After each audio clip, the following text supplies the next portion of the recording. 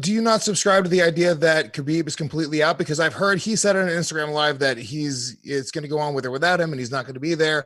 But then another website reported that might be fake news. What have you heard, and what do you think is going on right now? I've heard different things. I mean, let's start with where I heard it first, which was on a social media post that the great Ariel Helwani put out. Now, Ariel does not put anything out that could ever bring back egg on his face. It's not to say he hasn't got one wrong before. I'm just sharing with you. He will check, double check, and triple check before he puts his name on it. He says Khabib's not going to be able to participate. Now, if Khabib cannot participate simply because he can't get out of Russia, that I would be very, very bearish on. And the reason for that is he has a personal relationship with the president of Russia. I believe that Khabib could leave. And by the way, the president of Russia also happens to love the UFC. So I'm a little bit light if that's the detail, that Khabib is just locked down and governmental officials won't let him out. That would be a surprise to me.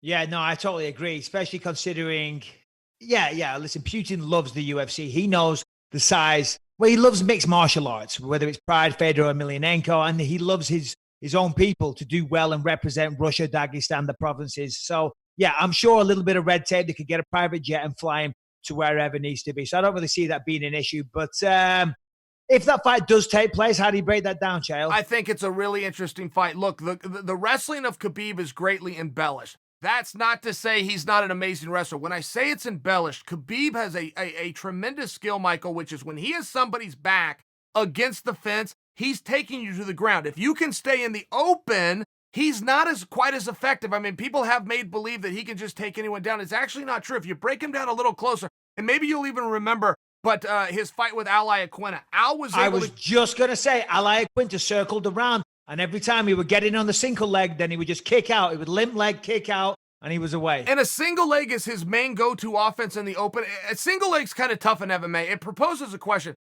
Do you have my leg, or do I have both of your hands? And that seems to be a problem. If you're a guy with a little bit of balance, you're hitting a guy it's a little bit of a question. Now, if Khabib can push you against the fence, Khabib can get on top. Once he's on top, Michael, this guy will maul. I mean, this is a guy that can posture, pound, and pass at the same time. You and I came through an era where these are 3 steps: posture, pound, but they're 3 different steps.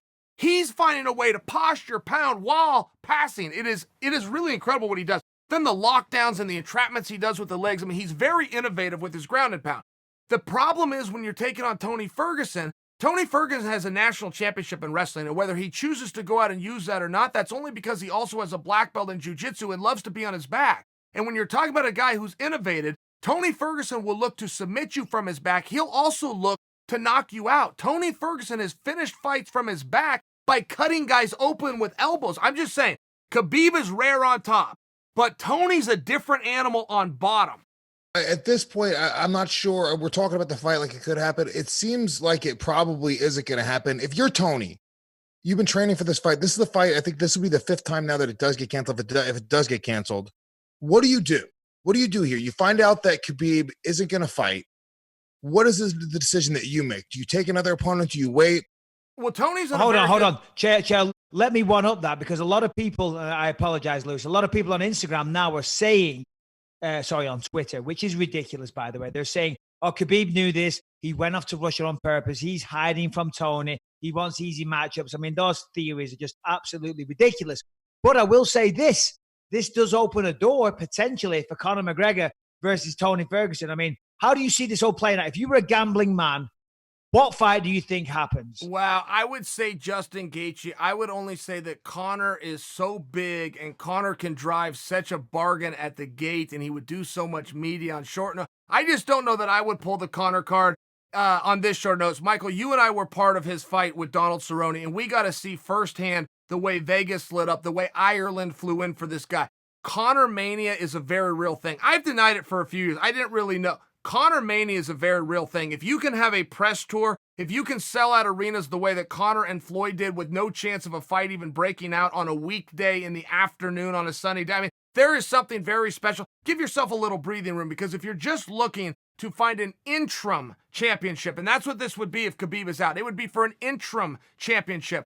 Bringing Justin Gaethje to the table, I think, solves all of the problems in the short term. And then you do have to figure out, what do we do with Conor and Khabib, and Tony, should he win? Justin, should he get the upset?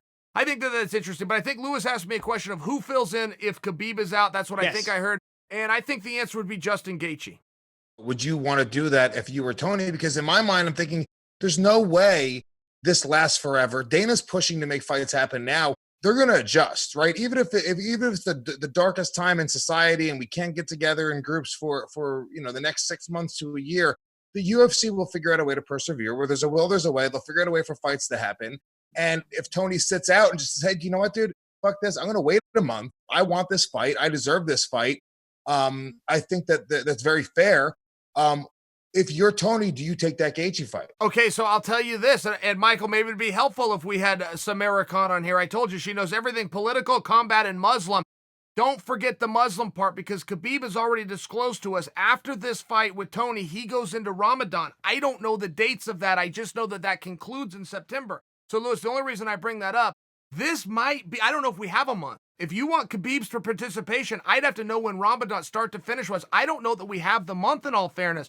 Look, Tony has a couple of ways to look at this. Is this a letdown? You bet your ass it is. Anything that goes up in life, though, has to come down. Let's look at another perspective. Tony's ready for 5 rounds.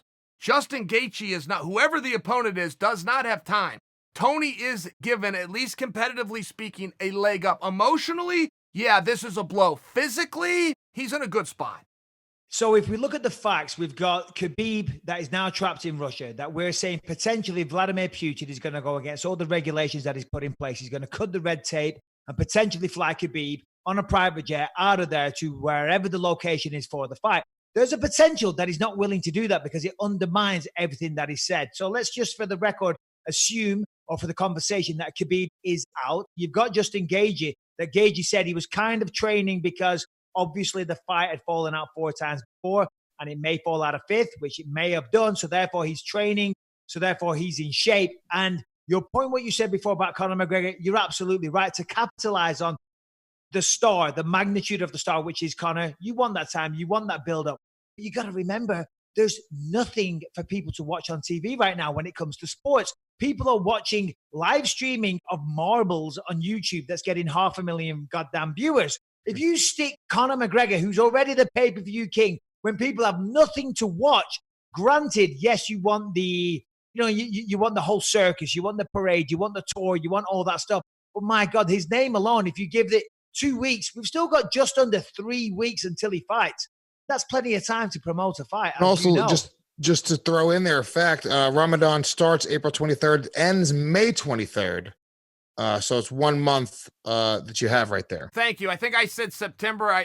Thank you for correcting me on that. Listen, Michael, if you think you've got a pushback or an argument from me, and allow me to speak for Lewis, that Conor McGregor would do a great job and we would all be pining to sit, you do not have a pushback. I'm just trying to guess with the pieces that Dana White has, that I even know he has, I'm thinking he would probably hold that Conor piece back. That's my prediction. If you're thinking that you're getting an argument that Conor versus Tony would just cheer all of us up, give the whole world something to look forward to and be an amazing thing, no one's arguing with you, Michael.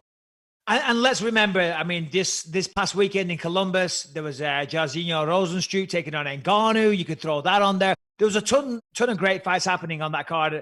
Off the top of my head right now, I forget what a lot of them were. But you're right. They don't need to use the trump card, which is Conor McGregor. They don't need to use that because there's so many fights that were supposed to take place that haven't happened. And there's fighters just sitting around in shape, itching to fight and itching to get paid. Yeah. No, I fully agree with that. I mean, there's a lot of good options right now. I will contend for you. If you have any question, any question that involves 155 pounds, without even hearing the question, the answer is Justin Gaethje. Any question, Justin Gaethje solves every problem.